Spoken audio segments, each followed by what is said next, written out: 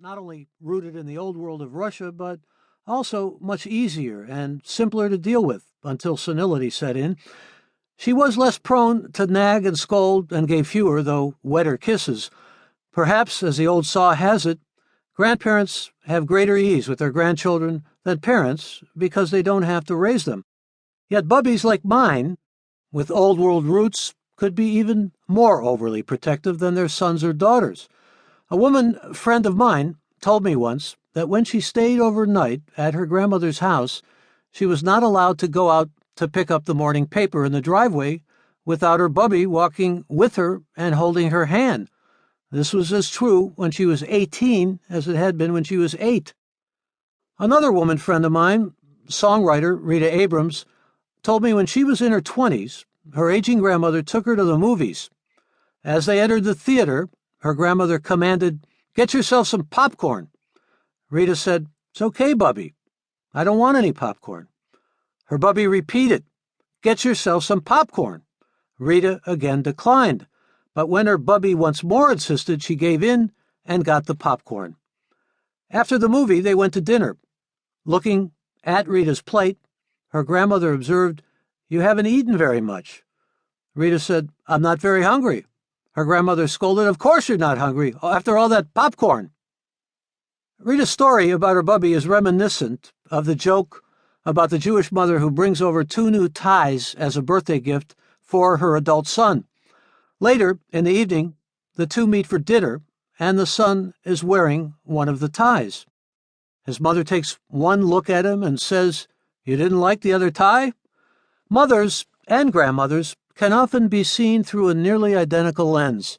The bubby, however, is a special embodiment of Jewish motherhood, but one that can probably be more accurately described as a Jewish mother on steroids.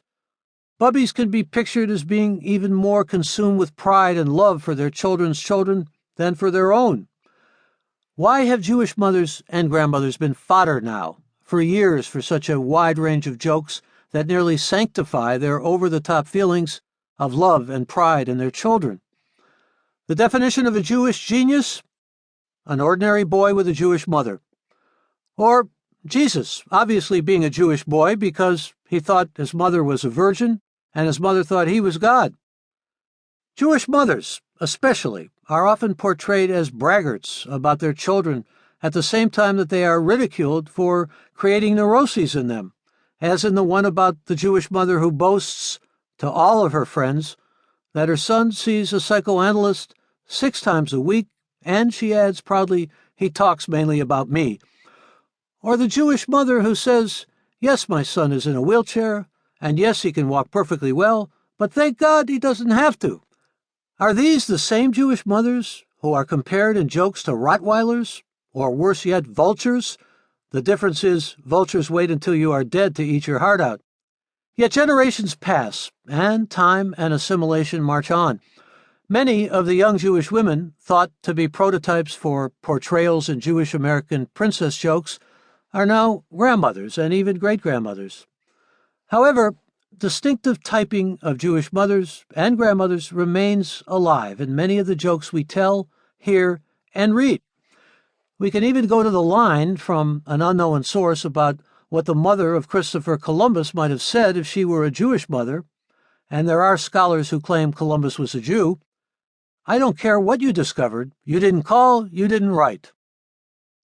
The joke ending with "Sheldon come home" has another version to it, in which the Jewish mother says, "Enough is enough."